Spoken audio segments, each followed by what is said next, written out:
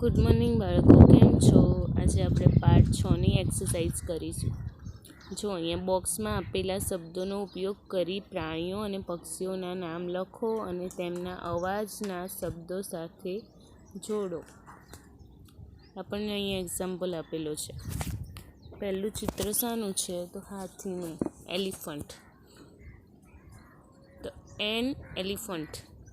આપણે ખાલી જગ્યામાં એલિફન્ટ લખવાનું અને તેનો અવાજ કેવો હોય તો ટ્રમ્પેટ.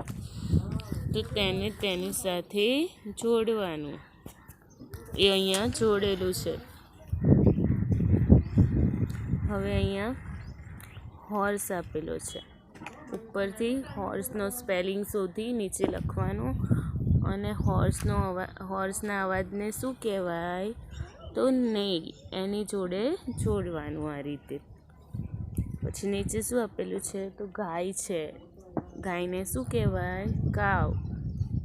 તો ઉપરથી સ્પેલિંગ જોઈ અને નીચે લખવાનું COW, કાવ એટલે ગાય. અને તેના અવાજ જોડે જોડવાનું. ગાયના અવાજને શું કહેવાય? મૂ. ભાંભરવું. હવે આ બાજુ શું આપેલું છે? તો લાયન છે. તો ઉપરથી સ્પેલિંગ જોઈ લાયન લખવાનું નીચે અને પછી તેના અવાજ જોડે જોડવાનું. લાયનનો અવાજ કેવો હોય? રોઅર, ગર્જના કરવી, રોઅર. પછી શું આપ્યું છે? કબૂતર છે. કબૂતરને ડવ કહેવાય. તો તેનો સ્પેલિંગ લખી અને તેના અવાજ જોડે જોડવાનું. તો કબૂતરનો અવાજ કેવો હોય? કૂ, ઘૂ કરવું. પછી અહીંયા શું આપ્યું છે? કૂકડો, કોક. એનો અવાજ કેવો હોય? ક્રો. કૂકડે કૂક કરવું. અને અહીંયા શું આપ્યું છે? તો ગોટ, GOAT, ગોટ એટલે બકરી. એનો અવાજ કેવો હોય? બ્લીટ એટલે બે કરવું. બરાબર ને? હવે એના બાજુનું પેજ જો, એમાં પણ એ જ કરવાનું છે.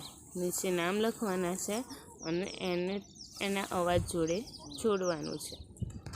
તો પહેલું ચિત્ર શાનું છે? ડોગ છે. તો નીચે ડોગ લખવાનું અને ડોગના અવાજને શું કહેવાય? તો બાર્ક. શું કહેવાય?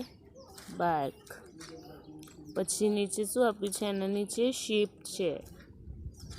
તો શીપનો અવાજ કેવો હોય છે? ઘેટાનો અવાજ બ્લીટ, બે કરે છે ને.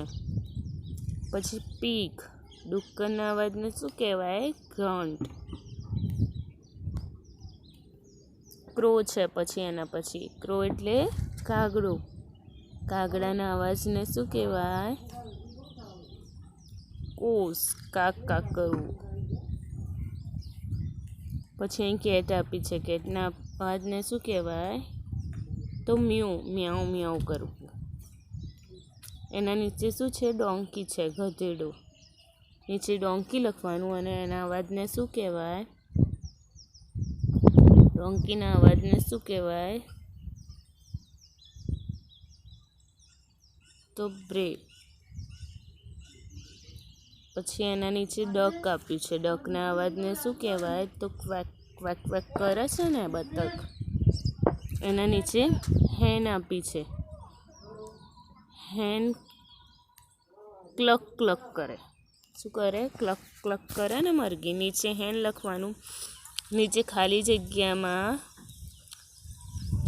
નામ લખવાનું છે અને પછી આપણે તેમને તેમના અવાજો જોડે જોડવાનું. બરાબર ને?